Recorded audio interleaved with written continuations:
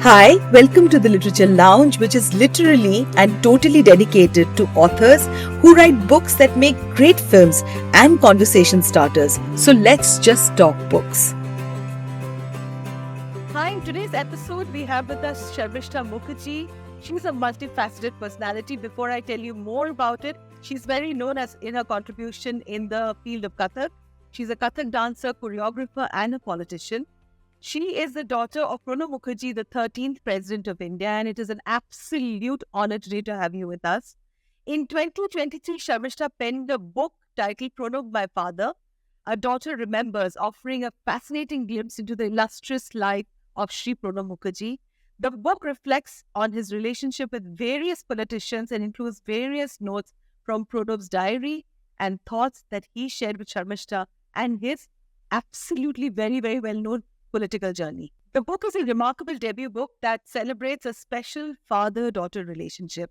So welcome, Sharmishta, on today's episode. And of course, a lady overnight, it's an absolute honor, unimaginable that you're here today with me.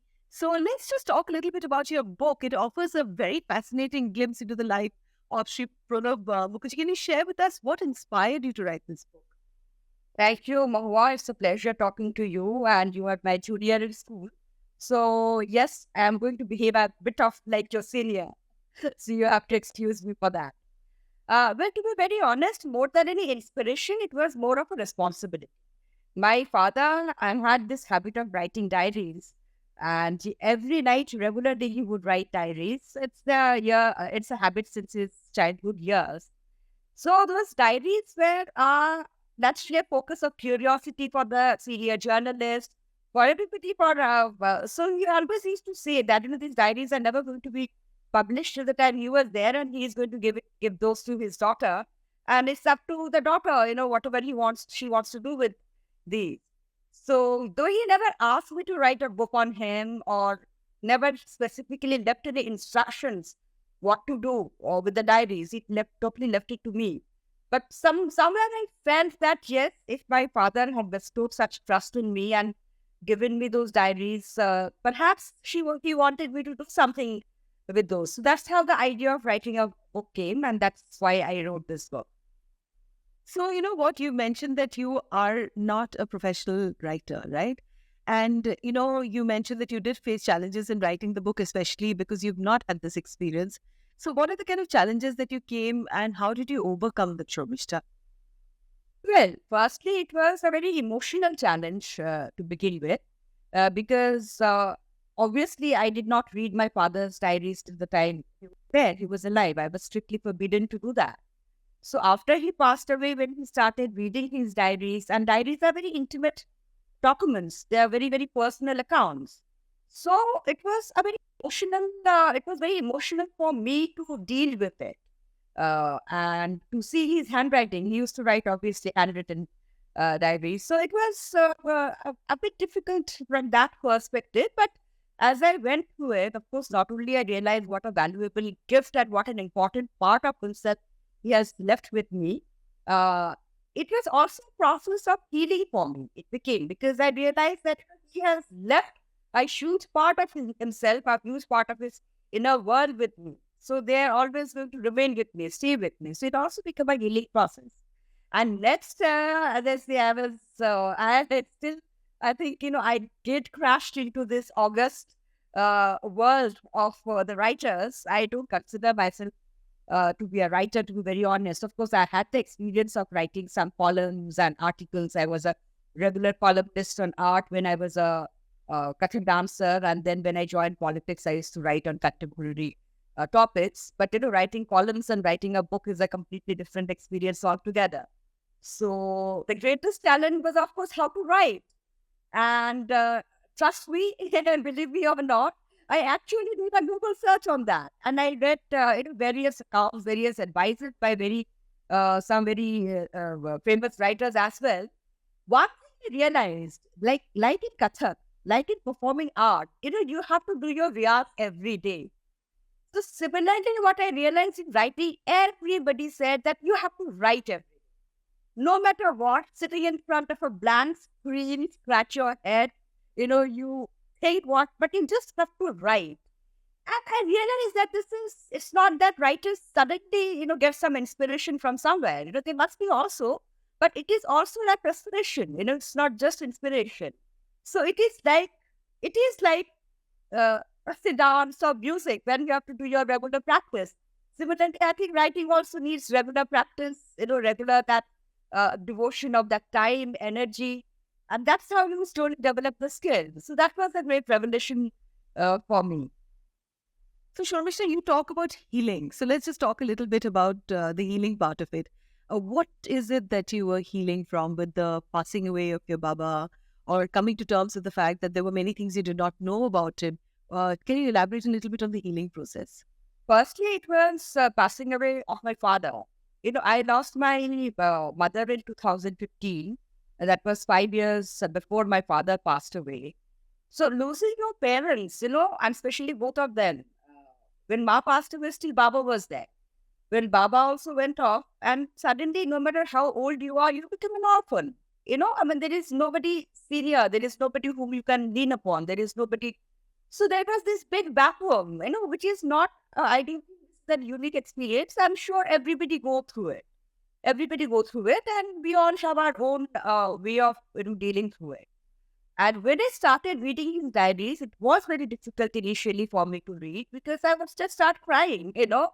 I mean, that's. But then I realized that these diaries, it's not just about politics. Of course, politics was 90% of it because he was a hardcore political activist. But there were also references about his personal feelings, emotions, his anger, his frustrations, his struggles, his joys, his triumphs. And, as I said, that, diaries, they reveal a very inner world of a person. And so I came to know so many things about my father, about his personal issues also. For example, like I was really, really touched by one of his entries, and which I have mentioned in my book, that we are a family of animal lovers, and especially dog lovers, and we have had dogs since our childhood. Somewhere in early 90s, 1970s, I don't remember the exact date. So I we had a dog called Jimbo, and who passed away that day. I read in my father's diary that he was actually very depressed throughout the day. And at night, he really hid in the bathroom and cried his heart out. For me, it was a big revelation because my father was, he never wore emotion on his sleeves. And like people of his generation, and I'm sure your father also would perhaps be, they did not express their emotions so openly. So, for me to think my father, I think, I thought that, he's always very strong, very, like that kind of a feeling what your father you have. So, he actually, tried hiding in a bathroom. So it was, it showed a very different picture of my father. It showed that, he was as vulnerable to hurt, to anger, uh, and of course, it rather how much he loved the dog. Yes, so, these little things, which really made me feel, in fact, a little more closer to my father, uh, because I felt I knew him far more, uh, intimately. So, Sharmishta, you have written a lot about the bond that you had with him. So, can you share some, maybe an incident that you really cherished from your childhood with your father and you? Actually, there are so many things. A father-daughter relationship, and considering my age and considering the age when he passed away, it spans over decades. So to pinpoint one or two things, it's very difficult. But one thing which I really admired about my father, my parents, that they never tried to impose their opinions on me. And my mother sometimes still she worked, like all Bengali mothers are. But Baba never. And one incident I remember from my, I would say, late school days. My father was an avid reader, and so was I. So my father caught me reading a Bengali magazine, which is not exactly known for its high literary value. So he took the magazine from my hand. I was reading and he said, "What are you reading? This is rubbish." So immediately I retorted back that if I don't read both good and bad, how can I learn to differentiate? So he said, "Valid point." And he gave me back the magazine. So it's stuck in my mind that I thought that he didn't try to preach. I don't know, he listened to my argument that actually, yes, I have to go learn both bad and good. Then only I will be able to develop this ability to differentiate. So this is something which has struck in my head, and I just love it. And in every aspect of life, my parents, um, they let me learn the hard way. They never tried to, of course, they advised, but they never tried to preach, and which perhaps they knew that any kind of preaching would fall in deaf ears, like that. So that is something I loved about my father. The way he That's had a very intelligent answer that if I don't read bad, and I don't know bad, how will I differentiate with good? That's a very smart one. So, Shomishta, can you just share a little bit about, the three women, who shaped, Pranab Mukherjee's life and how they influenced him? There's Rajlukhi Devi. Did I get the pronunciation right? Rajlukhi, right? His mother. Then Shubhra, his wife, and of course, Indira Gandhi. So tell us a little bit about their influences in.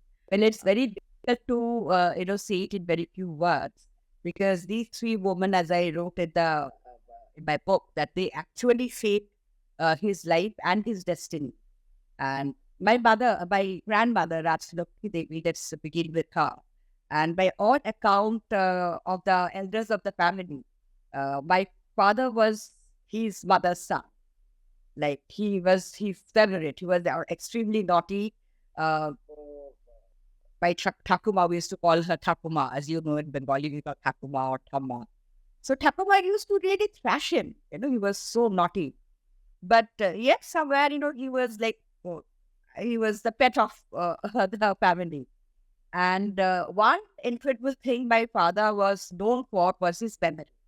Like he had an encyclopedic memory, which various people and his contemporaries have commented upon.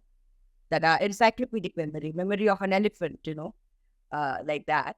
So my father always gives credit to his mother for that, but because it seems every day when he was a child, every day my father had to report to his mother all his deeds and misdeeds of the day. Whatever shaitani he did, whatever, whether he went to school, whether he, everything, every conversation, everything. So my father always said that, because of this habit, that recounting at the end of the day, at night, at evening, like before going up to sleep, he had to tell his mother everything. So that way he was also revisiting the events of the day. So that was the beginning of a practice which he kept on practicing throughout the day before going up to sleep at night. He would revisit every important meeting, conversation, editorials, news of the day. He would revisit every important moments of the day. So probably that really sharpened his memory. So he always gives his mother the credit to for him to recount his days to her, and that is how he developed this memory. As far as my mother is concerned, they had a love marriage, and much against the wish of my paternal grandmother. And in fact, my father got married without telling his family. So that was quite a revolutionary thing in those days to do. But of course, then my mother, when she knew how to win people's heart. So she became the apple of my grandmother's eyes. And so I think it's very strange that my mother and my father, they were very different characters. And my mother was a very vivacious character, very outgoing, very open, very vocal, very jolly kind of personality. My father was a very serious, sober type. So I could never make out that, I could never figure out that, during their courtship days, what would they talk about? I would ask my mother that how to propose to you. But I came to know about it when after, both of them had passed away and when I was reading my father's diary. I think it was somewhere in like 2013, 14, he wrote that it was love at first sight. I remember that my mother actually was in hospital for some time. 13th July was their marriage anniversary. So he just came back home only on that day. So perhaps Baba was feeling a bit emotional or whatever might be the reason. So he had written at length that how they met and what was the reaction and of everybody. And then he wrote that it was love at first sight. And he wrote that when I look back, that this was perhaps the most correct decision of my life. So I think after 50, 55 years of marriage, if somebody can write that, I think that talks a lot about the marriage and the relationship. And as far as Indira Gandhi is concerned, my father always mentioned and both publicly and privately that she was his mentor. And wherever in life he reached, whatever he was, it was all thanks to Indira Gandhi. And she literally, when my father in 1969, he became a member of parliament for the first time. And that was also for the first time he stepped outside West Bengal. For the first time he, came to Delhi, visited somewhere outside West Bengal to take oath as a member of parliament in Rajya Sabha. So it shows how naive or how raw he was in terms of, not so much in terms of politics, because obviously he was involved in politics, but in terms of many other things, but Indira Gandhi picked him up in a literally raw state and जिसको बोलते हैं हीरे को तराशा उसका पहचान थी. And she taught him a bit how to dress, how to speak. And in fact, there is a very funny incident which I again wrote in my book, that my father was known for his heavily accented Bengali, Bengali diction when he spoke English. So it was very heavily accented. He spoke English in a very with a Bengali diction. So of course, a lot of fun jokes were made about it. Indiraji also told him a couple of times that, why don't you keep a tutor? So one day he got a bit irritated and he said that, madam, you can't square a circle. I am whatever I am. You have to accept me as I am. So obviously, Indiraji accepted him what he was, and perhaps somewhere, also appreciated, his desire to hold on to his roots, despite his, shooting like a meteor in the power corridors of Delhi. She taught him how to dress. My father used to wear dhuti kurta, dhuti Punjabi, what we call in Bengali, or a bush shirt and half-sleeve shirts and trousers. So once he became Prime Minister, Deputy Minister, I think 1972. So Mrs. Indira Gandhi called him for something. And he really scolded my father. He gave a strong dressing down to my father for not dressing properly. He said, whenever you're a minister now, you have to dress more formally. And not only that, she called up my mother and, asked her to get a few Balaban suits stitched. So it was not his politics and diplomacy. There are so many instances in his diaries. My father would never get tired of talking about those days. And so he always said that whatever it was of course Indira Gandhi who taught him the art of politics and diplomacy and also how to dress. How interesting is this? This is going to be so amazing for our listeners because it's such an insight. Could you tell me a little bit that maybe in his growing up years, did one see that there was a politician, that come ahead in the later years? In the formative years, did he show any of these budding qualities of being a politician? Obviously, I was not there in his formative years to witness anything firsthand. But from whatever I have heard my elders, that my father never really showed any interest in active politics, even in his student days. But he was an extremely politically aware person. That is perhaps because of the atmosphere in his family. My grandfather was an active member of Congress, who was a freedom fighter. And so there was always this atmosphere at home, which perhaps he learned about politics with a first-hand experience, I would say. And then when my grandfather, he became a member of Legislative Council. Those days, there used to be Legislative Council in Bengal. He became a member of Legislative Council. And this is what I heard from my officials, from my aunts, that my grandfather would bring back home the proceedings of the house, and my father would just read them with the interest and intensity of reading a bestseller novel. So that perhaps showed his interest in a certain kind of politics. He always maintained that parliament or legislative assemblies is that a pillar of democracy. And he was known for his knowledge of parliamentary precedents, of the rules and regulations, of the functioning of the legislative bodies, of the constitution. My father used to read constitution as a leisure reading, not as a reference. So I think this showed from his perhaps younger days the kind of politics he would take up in his later days. So let's just talk a little bit about, he being in the parliament. And, one can define his 5 decades of a political journey where there have been many ups and downs. And he commands respect across all parties with a very, very vast experience. So tell us a little bit, how do you define these 5 years and the ups and downs? How did it affect you all and him? My father was like, parliament was his first love. And he was a very, very good parliamentarian. And for him, parliament is the most important institution in democracy, without which the whole system would collapse. As simple as that.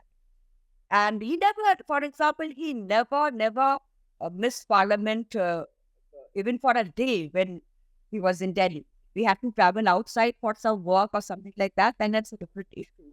But while in Delhi, he never left parliament, because he always said that parliament represents the entire, billions of population, 1.4 billion population of India.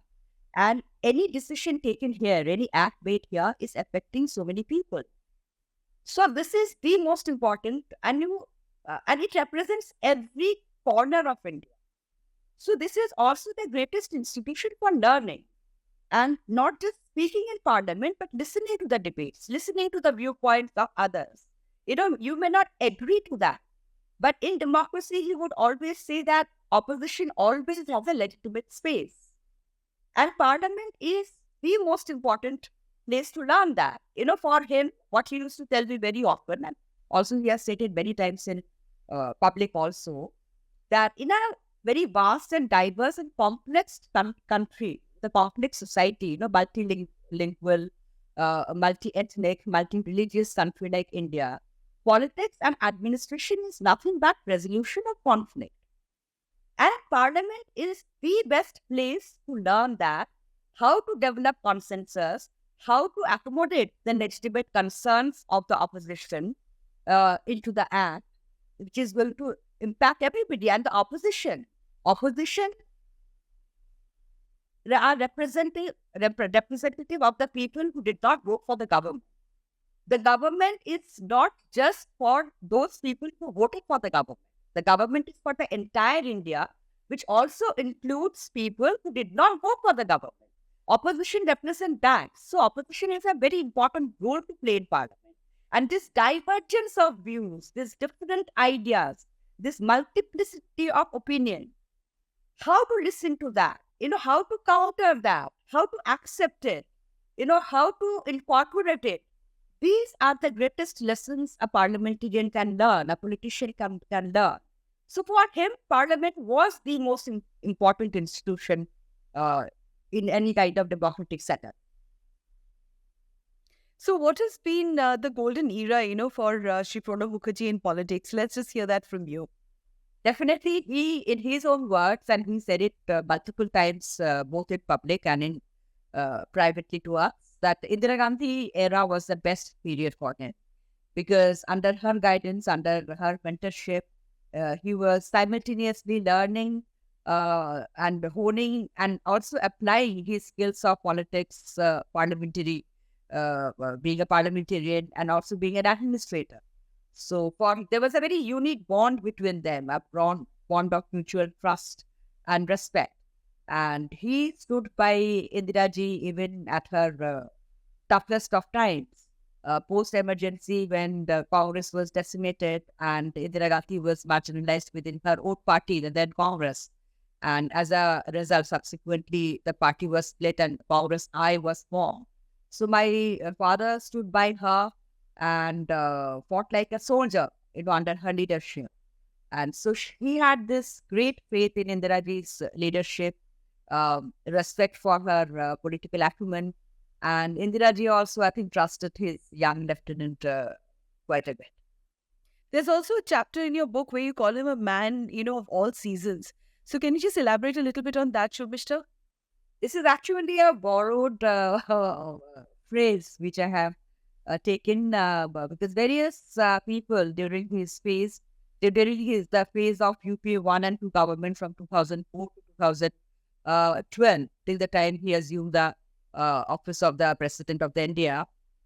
So that is the period, when he was known as the go-to man of UPA 1 and UPA 2. He was known as the firefighter. He was known as the crisis manager.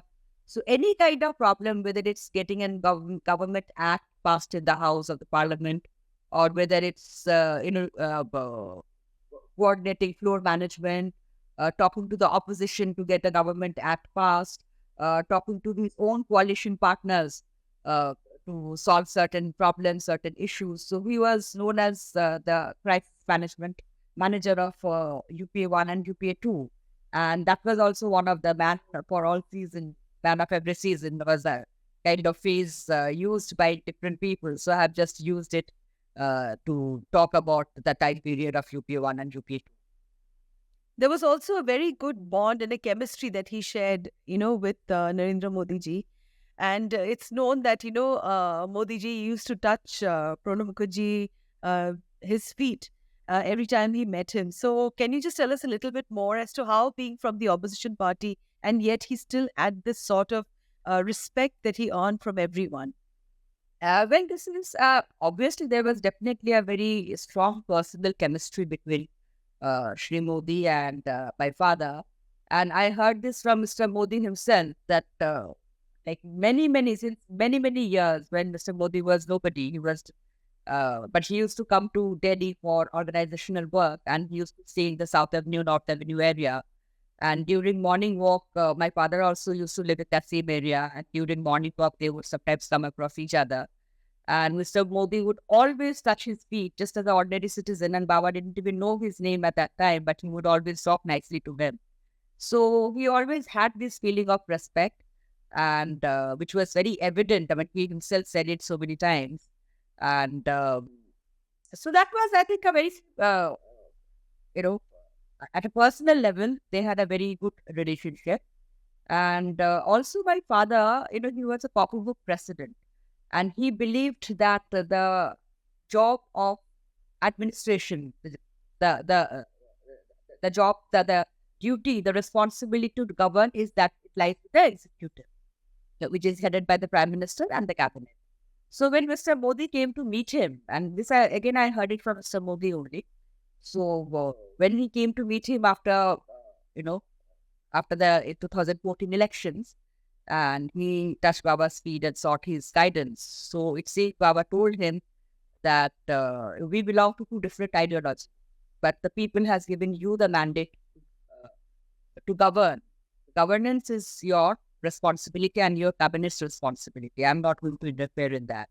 But if you need any help, any kind of guidance in constitutional matters, I'm always there to guide you. So while telling this to me, Mr. Modi said कि दादा के लिए ये बात कहना बहुत बड़ी बात, because my father also came from right from the thick of things. He was a very, very active member, both in the cabinet, in the parliament, in the government. He was a very active member of the UPA government led by the Congress. So from there, he became the president. So for him to say such a thing, which was, I think Mr. Modi really appreciated that. And my father was a copybook president. He was very, very aware of the responsibilities and the limitations of the office of the president.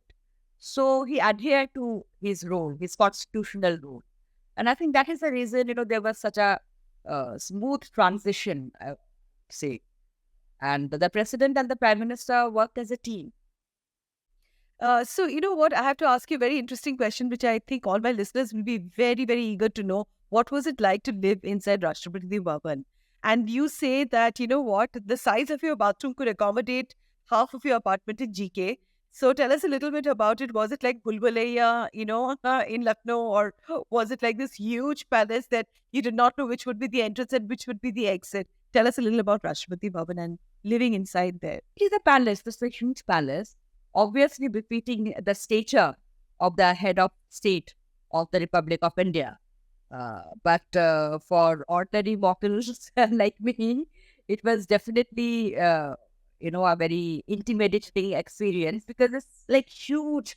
And as I wrote in my book, I mean, actually, the size of my bathroom at Rashtrapati Bhavan was so huge that it could accommodate almost half of my Kailash apartment, two-bedroom apartment where I stayed. So I never stayed. I never lived in Rashtrapati Bhavan per se. I continued living in my own apartment because of privacy. But of course, I would go and spend a lot of time, and I had a room along with this huge bathroom.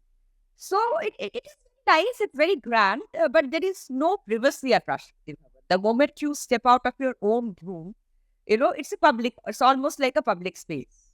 There are security guards. There are people, the staff going around. So there is no concept of privacy at Rashtrapati Bhavan. But still, I would say that, I mean, I feel extremely lucky because Baba was the 13th president. But in terms of family, I mean, we have to understand that our first president of India, Dr. Rajendra Prasad, he was elected twice. And then Dr. Kalam was bachelor.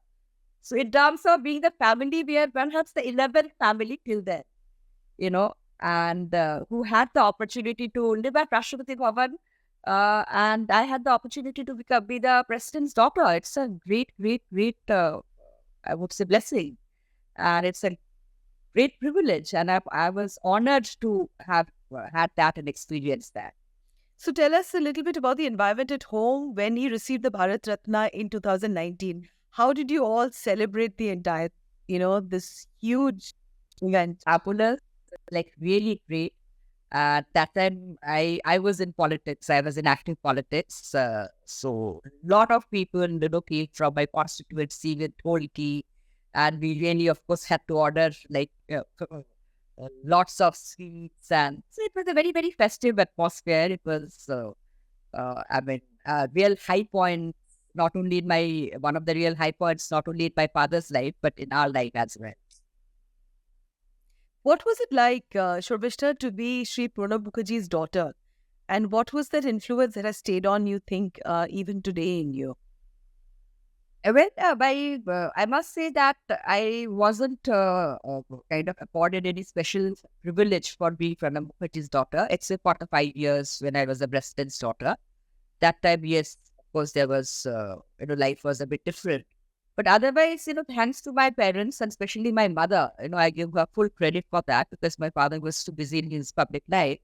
And the household responsibility and the raising of children totally lied on her as in traditional families. But she gave us a very solid upbringing, typical Bengali middle class upbringing, which taught me to be rooted. And even during my my father's presidential years, and when I was his daughter, and there were all these privileges and, cars and protocol at the airport. And so I always reminded myself that, this is temporary. And when it's not going to be there, you should definitely not have any problem about standing in queues. And so I don't have any problem. I don't expect any kind of VIP treatment. I never expected that. My parents never allowed that. So I think as a result, I had a very normal and a very happy kind of upbringing. As far as politics is concerned, yes, my political views are totally influenced by my father, and which is what I think is the Congress core ideology of Congress: pluralism, believe in parliamentary democracy, inclusivity, secularism. That is what constitutionalism. That is what I think Congress is all about, and that is what Indian polity should be all about, and is all about, because in a very complex society, which is which I am repeating myself, but it is so important to understand the Indian society with its varied, interests, its different groups, different linguistic groups, different ethnic groups. Yet we are like unity in diversity. That's how we grew up with. So unity is extremely important, and so is diversity, and we have to respect that diversity. And that is my political belief. So let's do a quick rapid fire of just a few, questions and maybe one word answers from you or one sentence. Best piece of advice that you received from your father? Trade your baggage, never hold on to negative emotions, and move on. Any plans to write another book? Of course, definitely. If you could ask your father one question, what would it be? What is life after death? If I have to ask, if I happen to meet him now, that is one question I'm going to ask him, that what is after the death? What is there after death? What do you think readers will take away from this book? That depends on the reader. His favorite politician? Pandit Nehru. His lucky number 13. Yes. Can you say a few of your father's lines or quotes which you always remember and it's left a very deep impact on you? Okay, so I have some quotes with him, so I'm going to read out. The quote begins, democracy is much more than the right to vote every 5 years. Its essence is the aspirations of the masses. Its spirit must influence the responsibilities of the leaders and duties of citizens every day. Democracy breeds through a vibrant parliament, an independent judiciary, a responsible media, a vigilant civil society, and a bureaucracy committed to integrity and hard work. It survives through accountability, not profligacy.